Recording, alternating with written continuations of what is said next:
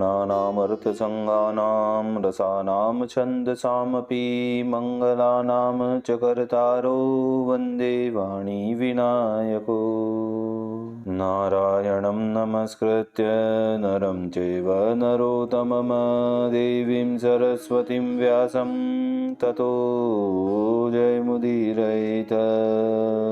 गुरुर्ब्रह्मा गुरुर्विष्णु गुरुर्देवो महेश्वर गुरुर्साक्षात् परब्रह्म तस्मै श्रीगुरुवे नमः। बोलिए सियावर रामचंद्र भगवान की जय, राधावर कृष्ण कन्हैया लाल भगवान की जय, सियावर रामचंद्र भगवान की जय, उमा महेश्वर भगवान की जय, गायत्री ब्रह्मदेव भगवान की जय, सद्गुरुदेव भगवान की जय, माता पिता गुरुदेव की जय, समस्त संतगण भगवान की जय, समस्त भक्तगण भगवान की जय। ओम नमः पार्वती पतये हर हर महादेव। तो मित्रों और आप सभी श्रीमद् भागवत कथा के श्रेष्ठ रसिक जनों, श्रोतागणों, अब तक हमने श्रीमद् भागवत की कथा को नियमित रूप से, क्रमबद्ध रूप से श्रवण करते आ रहे हैं, कीर्तन करते आ रहे हैं, मनन करते आ रहे हैं, भजन करते आ रहे हैं। अब हम उसी क्रम में श्रीमद् भागवत कथा के 10वें स्कंद के 85वें अध्याय की ओर कथा को अग्रसर करते हैं। आप सभी श्रेष्ठ श्रोतागण, रसिक जन भगवान श्री राधा वल्लभ कृष्ण कन्हैया लाल के श्री चरणों में दृढ़ भक्ति रखते हुए कथा का श्रवण करें, कीर्तन करें, मनन करें, भजन करें। बोलिए राधावर कृष्ण कन्हैया लाल भगवान की जय। तो कहते हैं, विनय 85 में करी कृष्ण और बलराम, मरे पुत्र मात ही दिए पितु ही ज्ञान सुख धाम, पितु ही ज्ञान सुख धाम। श्री सुखदेव जी बोले कि हे राजा परीक्षित, कुरुक्षेत्र की यात्रा करने के उपरांत एक समय वसुदेव जी आकर चरणों में प्रणाम और रामकृष्ण की प्रशंसा कर प्रीतिपूर्वक कहने लगे कि पुत्रों के प्रभाव को जानने वाले जो मुनियों का कहा वचन है कि तुम्हारे पुत्र परमेश्वर हैं, उन श्री कृष्ण बलराम का पराक्रम देख विश्वास युक्त वसुदेव जी संबोधन देकर बोले कि हे कृष्ण, हे कृष्ण, हे राम, हे महायोगिन, हे संकर्षण, हे सनातन, इस विश्व के कारण, प्रकृति पुरुष के भी कारण साक्षात ईश्वर तुम हो, यह मैं जानता हूँ। जिसमें जिस साधन से, जिससे जिस कारण से और जिसका जिसके लिए, जिसको जो जैसे और जब यह संसार स्थित है और स्थित किया जाता है, उस सब भोग्य और भोक्ता के नियंता साक्षात आप ही हो। हे अशोधज, आप जो अजन्मा हो, वह अपने रचे हुए इस अनेक प्रकार के जगत में अपने रूप से प्रवेश कर क्रिया शक्ति और ज्ञान शक्ति रूप उसका पोषण और भरण करते हो। पृथक पृथक शक्ति वाले प्राणादिक इस विश्व के कारण जानने में न आए परमेश्वर को कारण रूप से स्वरूप कैसे कहते हो? यह शंका जब हुई तो उसका समाधान यह है कि प्राणादिकों में जो शक्ति है और ईश्वर के करने वाले प्राण आदि तत्व में जो शक्ति है, वह परम कारण ईश्वर की ही है, क्योंकि प्राण आदि ईश्वर के अधीन हैं। और जैसे तीर में वेदने की स्वतंत्र शक्ति नहीं है किंतु पुरुष की शक्ति से वह वेदता है, उसी प्रकार प्राणादिकों में ईश्वर की शक्ति है। प्राणादिक जड़ है और ईश्वर चैतन्य है, और जड़ पदार्थ को चैतन्य की अधीनता योग्य ही है। यहाँ ऐसा कहते हैं कि प्राणादिकों में शक्ति नहीं है तो क्रिया कैसे करते हैं? उसका उत्तर इस प्रकार है कि चेष्टा करने वाले प्राणादिक की चेष्टा यहाँ कुछ शक्ति नहीं है। जैसे पवन की शक्ति से तृण हिलते हैं, उसी प्रकार क्रिया करते हैं। चंद्रमा की कांति, अग्नि का तेज, सूर्य की प्रभा, नक्षत्र व बिजलियों की स्फुरण सत्ता, पर्वतों की स्थिरता और पृथ्वी की आधारता तथा गंध, ये संपूर्ण तुम्हारी ही शक्तियां हैं। हे देव, जल उसकी तृप्ति करने की शक्ति, जीवित करने की शक्ति, वह उसका रथ, यह सब तुम ही हो। हे ईश्वर, वायु के जो ओज, सह, बल, चेष्टा और गति हैं, वह सब तुम्हारा ही रूप है। दिशाओं में जो खालीपन और दिशाएं समस्त तुम्हारे ही रूप हैं, और आकाश तथा आकाश में शब्द रूप गुण सब तुम्हारे ही रूप हैं। वाणी आकर और नाम रूप जो कहने में न आए वह सब तुम ही हो। नेत्रों में दर्शन शक्ति और कानों में श्रवण शक्ति तथा जीहा में रस की ग्रहण शक्ति इत्यादि इंद्रियों में विषय के ग्रहण करने की शक्ति तुम ही हो, और इंद्रियों के अधिष्ठाता देवता भी तुम ही हो। देवता इंद्रियों को प्रेरणा करते हैं, यह तुम्हारी शक्ति है। बुद्धि में निश्चय करने की शक्ति तुम ही हो, और जीवों की श्रेष्ठ वार्ता जो स्मरण रहती है यह तुम्हारी ही शक्ति है। पंचभूत का कारण तामसा अहंकार, इंद्रियों देवताओं का कारण सात्विका अहंकार, इंद्रियों का कारण राजस अहंकार, और जीवों की संसार का कारण प्रधान यह सब तुम ही हो। नाशवान पदार्थ में जो शेष रहे अर्थात जिसका नाश न हो वह भी तुम ही हो। जैसे मृतिका, सुवर्ण के बने घड़े, मुद्री, कड़े इत्यादि सब नाशवान हैं, किंतु सुवर्ण का नाश नहीं होता। सत्वगुण, रजोगुण और तमोगुण की वृत्ति साक्षात परब्रह्म में योग माया से कल्पित है। इसी कारण ये पदार्थ आपसे अलग नहीं हैं। जब ये पदार्थ कल्पना किए जाते हैं तभी तो प्रतीति मात्र से आप में हैं, और आप कारणता से उनमें अनुगत होकर, और जब कल्पना नहीं किए जाते तब निर्विकल्प आप ही अवशेष रहते हो। यह जो गुणों का प्रवाह रूप संसार है उसमें सबके आत्मा तुम्हारी संसार से अलग गति को नहीं जानने वाले अज्ञानी पुरुष देह में अभिमान से किए हुए कर्म से इस संसार में जन्मते हैं। हे ईश्वर, शोभायमान हाथ, पांव, नाक, कान सब इंद्रिय युक्त बहुत दुर्बल देह को इस संसार में कोई एक पुण्य के फल से पाकर स्वार्थ में भूलकर मैंने अपनी अवस्था तुम्हारी माया से व्रता ही गवाई। मैं ब्राह्मण हूँ, मैं क्षत्रिय हूँ। इस प्रकार देह के अभिमान और इस देह के संबंधी स्त्री पुत्रादि मेरे हैं, इस अभिमान से स्नेह की रस्सी से यह जगत तुमने बांध रखा है। हम तुम्हारे पुत्र हैं, तुम क्यों हमारी स्तुति करते हो? उसके उत्तर में वसुदेव जी कहते हैं कि तुम हमारे पुत्र नहीं हो, किंतु प्रधान पुरुष ईश्वर और पृथ्वी के भार रूप क्षत्रियों के नाश करने को आपने अवतार धारण किया है, क्योंकि आप ऐसे ही हो। हे दीनबंधु, हे शरण प्राप्त हुए पुरुषों के संसारी भय को दूर करने वाले, तुम्हारे चरणारविंदों के शरण में मैं प्राप्त हुआ हूँ। तुम तो बड़े सुखी हो, वृथा क्यों खेद करते हो? ऐसे जो कदाचित श्री कृष्ण कहें तो इसके उत्तर में वसुदेव जी कहते हैं कि विषय की लालसा इतनी ही है कि मरण धर्मा शरीर को आत्मा माना और तुम परमेश्वर को पुत्र माने। तुमने सूतिका ग्रह में ही हमसे कहा था कि पहले तुम सूतपा और प्रश्नी व कश्यप अदिति रूप दंपति थे, और अभी वसुदेव देव की रूप में दंपति हो। मैं अजन्मा प्रथम निज धर्म की रक्षा के लिए आपसे प्रकट हुआ और अब भी प्रकट हुआ हूँ। आप असंग रहकर भी अनेक अवतार धारण करते हो और छोड़ते हो। सर्वव्यापक आपकी विभूति रूप माया को कौन जान सकता है? श्री सुखदेव जी बोले कि हे राजा परीक्षित, यादवों में श्रेष्ठ भगवान श्री कृष्णचंद्र ने इस प्रकार पिता के वचन सुन अधीनता पूर्वक नम्र होकर मनोहर वाणी से कहा। श्री भगवान बोले कि हे पिताजी, हम पुत्रों के विषय में आपने तत्व समूह का भली भांति निरूपण किया। तुम्हारे इस वचन को हम यथार्थ मानते हैं। हे यदुश्रेष्ठ पिता, तुम और बड़े भ्राता बलदेव जी तथा सब द्वारकावासी यादव और स्थावर जंगम जगत को ब्रह्म रूप जानो। यहाँ एक शंका है कि नाना विकारवान ब्रह्म रूप कैसे बन सकता है? इसके उत्तर में कहते हैं कि आत्मा एक स्वयं प्रकाश नित्य सबसे पृथक निर्गुण है।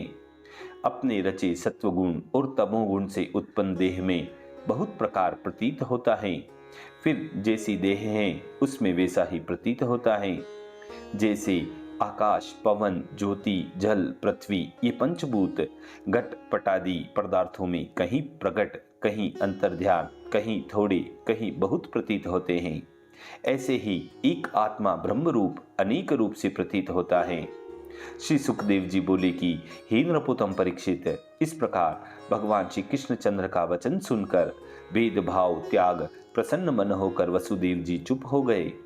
हे कुरुश्रेष्ठ, फिर अपने पुत्र गुरुपुत्र को पीछे ले आए। यह वृतांत सुन अत्यंत आश्चर्यमान कंस के मारे हुए पुत्रों की सुधि करके सब जगत की देवता रूप देवकी व्याकुल होकर नेत्रों में आंसू भर श्री कृष्ण बलदेव जी को बुलाकर इस प्रकार दीन वचन कहने लगी।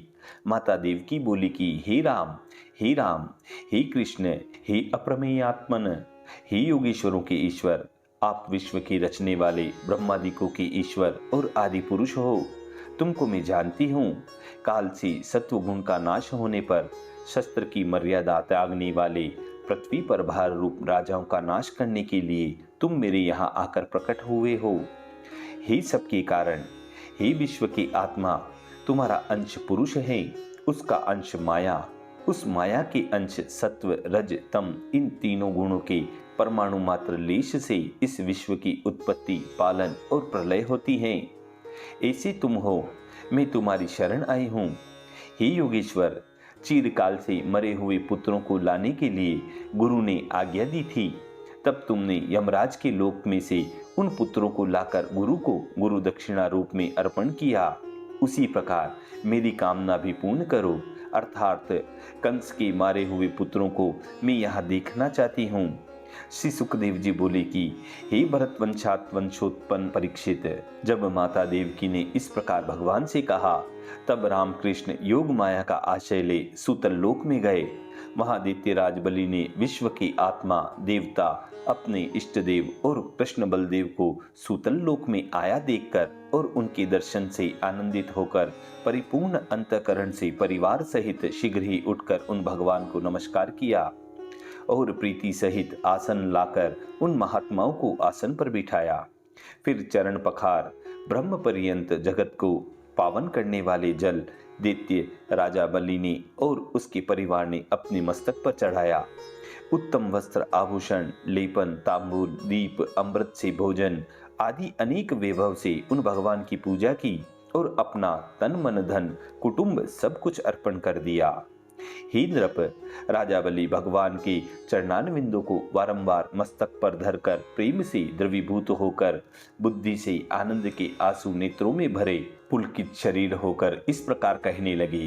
राजा बलि बोले कि समस्त विश्व फण के ऊपर धारण करने वाले शेष रूप आपको प्रणाम है और सब जगत के रचने वाले आपको नमस्कार हैं। सांख्य शास्त्र योग शास्त्र के विस्तार करने वाले ब्रह्म परमात्मा आपको नमस्कार हैं। योगीश्वरों को भी तुम्हारा दर्शन दुर्लभ है, वह हमको हुआ यह आश्चर्य नहीं है। यद्यपि प्राणियों को तुम्हारा दर्शन दुर्लभ है, परंतु तो भी तुम्हारी कृपा से किसी किसी को सुलभ हो जाता है। इसीलिए रजोगुणी तमोगुणी स्वभाव वाले हम असुरों को अकस्मात आपके दर्शन होते हैं। बड़ा आश्चर्य है, हम शत्रु सत्वगुणी भक्तों से भी बड़भागी हैं। दैत्य दानव गंधर्व सिद्ध विद्याधर चारण यक्ष राक्षस पिशाच भूत और प्रमथों में मुख्य हैं। हम और हमसे दूसरे लोगों ने शास्त्र की रक्षा करने वाले सत्वगुणी स्वभाव तुमने नित्य शत्रुता कर रखी है, उन्हें भी आपका दर्शन प्राप्त हो जाता है। कोई एक शिशुपाल आदि वीर भक्ति से तुमको जैसे पा गए और गोपी आदि को ने काम भक्ति से जैसे तुम्हें पाया, ऐसे ही सत्वगुण से देवता तुमको प्राप्त हुए। हे योगेश्वरों के ईश्वर, इस प्रकार तुम्हारी योग माया को जब योगेश्वर भी नहीं जानते तो हम जैसे असुर क्या जान सकते हैं। इसलिए हम पर आप ऐसी दया करो कि जिससे निष्काम पुरुषों के ढूंढने योग्य तुम्हारे चरणारविंदों का आशय लेकर चरणारविंदों से अलग घर रूप कुएं से निकलकर विश्व की रक्षा करने वाले वृक्ष की जड़ों में आपके ही गिरे फल फूलों को भोजन कर मैं शांत चित्त होकर अकेला विचरूं अथवा सबकी सहायता करने वाले महात्मा पुरुषों के संग विचरूं। हे प्रभु, सब जीवों के हे स्वामी, हमें शिक्षा देकर पाप रहित करो, जिस शिक्षा को श्रद्धा पूर्वक पालने से पुरुषों के विधि निषेध रूप बंधन छूट जाते हैं। श्री भगवान बोले कि इस स्वयंभू मनमंत्र में मरीचि प्रजापति की ऊर्णा स्त्री में 6 पुत्र हुए। इस समय देवता रूप 6 पुत्र अपनी कन्या के पीछे भागे। ब्रह्मा जी को देखकर फिर वह हंसे। इस पाप कर्म से असुर योनि को प्राप्त हुए। फिर उन्होंने हिरण्यकशिपु से जन्म लिया। वे ही छहों ने हिरण्यकशिपु के यहाँ से योग माया की प्रेरणा से देवकी के उदर में जन्म लिया। जो कंस के हाथ से मारे गए वे अब तुम्हारे पास हैं। इन्हें देवकी माता अपना पुत्र मानकर सोच करती हैं। माता देवकी के शोक दूर करने के लिए यहाँ से इन छहों पुत्रों को हम ले जाने आए हैं। इसके उपरांत शाप से छूट खेद रहित होकर ये देवलोक में जाएंगे। समर, उद्गीत, परिश्वंग, पतंग, शुद्रभूक और ग्रणी, ये जो 6 पुत्र हैं वे मेरे प्रसाद से मुक्त हो जाएंगे। श्री सुखदेव जी बोले कि हे राजा परीक्षित, इस प्रकार जब कहा तब राजा बलि से पूजित होकर कृष्ण बलदेव उन पुत्रों को संग लेकर द्वारकापुरी में आकर उन पुत्रों को माता देवकी को दे दिया। पुत्रों के स्नेह से जिनके स्तनों में दूध चू रहा था, ऐसी देवकी माता उन बालकों को देखकर गोद में बैठाकर छाती से लगाए और बारंबार माथा सूंघने लगी। सृष्टि को उत्पन्न करने वाली विष्णु भगवान की माया से मोहित और पुत्रों को छाती से लगाने के कारण मग्न देव की मैया प्रसन्न होकर पुत्र को स्तन पिलाने लगी। गदा के धारण करने वाले भगवान श्री कृष्णचंद्र के पीने से बचा अर्थात भगवान का प्रसाद वह अमृत रूप देवकी माता का दुग्ध पान करके और श्री कृष्ण के अंग स्पर्श करने से हम देवता हैं, यह ज्ञान होने से वह देवता गोविंद श्री कृष्णचंद्र और देवकी तथा वसुदेव जी को नमस्कार करके सब प्राणियों के देखते देखते वह सभी पुत्र देवताओं के धाम में चले गए, देवलोक में चले गए। देखिए यहाँ एक शंका आती है कि देवकी जी के सब बालकों को श्री कृष्ण ने ला दिया, तब से सब बालक देवकी के स्तन का दूध पीने लगे। परंतु पहले तो भगवान ने देवकी के स्तनों का दूध पिया था और जो दूध शेष रहा उसको देवकी के और बालकों ने पिया। यहाँ मुझको यह संदेह है कि श्री कृष्ण को तो जन्म लेते ही गोकुल चले गए, देवकी का दूध उन्होंने नहीं पिया। फिर व्यास जी क्यों कहते हैं कि देवकी के स्तनों का दूध भगवान ने पिया और जो बाकी रहा उसको और पुत्रों ने पिया? तो इसके उत्तर में कहते हैं कि शास्त्र में लोक में 3 प्रकार का कर्म वर्णन होता है। एक वचन से कर्म होता है, दूसरा मन से कर्म होता है और तीसरा शरीर से कर्म होता है। इन तीनों कर्मों में कोई कर्म छोटा नहीं है और कोई बड़ा नहीं है, अर्थात ये तीनों कर्म समान हैं। देवकी मैया के दूध को भगवान सदा मन से पीते रहे। जो मन से दूध पिया तो वचन तथा शरीर से दूध का पीना सत्य हो गया। इसलिए व्यास जी ने देवकी के दूध को कहा। इस प्रकार इस शंका का निवारण होता है। अब पुनः हम कथा की ओर चलते हैं, जहाँ कहते हैं, हे राजा परीक्षित, मरे हुए पुत्रों का आगमन और फिर गमन देखकर विस्मित देवकी ने जान लिया कि यह सब श्री कृष्णचंद्र की रची हुई माया है। अनंत शक्ति परमात्मा भगवान श्री कृष्णचंद्र के ऐसे आश्चर्य युक्त अत्यंत चरित्र हैं। सूत जी बोले कि हे सोनकादिक ऋषिश्वरों, व्यास नंदन महात्मा सुखदेव जी के कहे हुए और सब जगत के पापों के दूर करने वाले भक्तों को आनंददायक अमृत रूपी कीर्ति मुरारी भगवान के चरित्रों को भगवान में चित्त लगाकर जो पुरुष श्रवण करें अथवा श्रवण कराएं, वह पुरुष काल और माया से रचित होकर भगवान के परम धाम को प्राप्त होता है। इसी मधुर संवाद के साथ श्रीमद् भागवत कथा के 10वें स्कंद के 85वें अध्याय 85वें अध्याय की पूर्णता व समाप्ति होती है। बोलिए श्री कृष्ण कन्हैया लाल भगवान की जय।